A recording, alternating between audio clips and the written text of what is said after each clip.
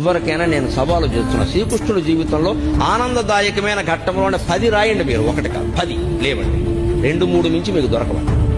విషాద ఘట్టాలు రాయండి అమ్మా, నేను చెబుతున్నా 25 దొరుకుతా. 25 అది శ్రీకృష్ణుడి జీవితం. పుట్టింది జలసాల్లో, పుట్టిందో తల్లిక, పెంచిందో తల్లి, పుట్టిందో తండ్రిక, పెంచింది ఇంకో తండ్రి. అందులో పెంచిన తండ్రికేమో వీడు తన బిడ్డ కాదని తెలుసా, ఆ తల్లికేమో తెలియదా? ఏమి జీవితాన్ని అవునడానికి లేదు, కాదనడానికి లేదు. నిజం ఒకటికి తెలుసు, నిజం ఇంకోళ్ళకి తెలియదు. కానీ పెరిగాడు మహానుభావుడు. పుట్టగానే చంపేస్తాననే మేనమామ. మనం ఎంత అదృష్టవంతులో ఉండే అటువంటి మేనమామలు మనకు లేదు.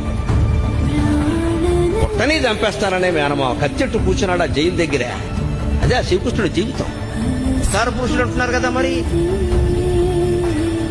ఇంత భయంకరమైన జీవితంలో కూడా భగవత్తత్వాన్ని వ్యక్తం చేసిన మహానుభావుడు శ్రీకృష్ణుడు. కృష్ణం పొందే జగం.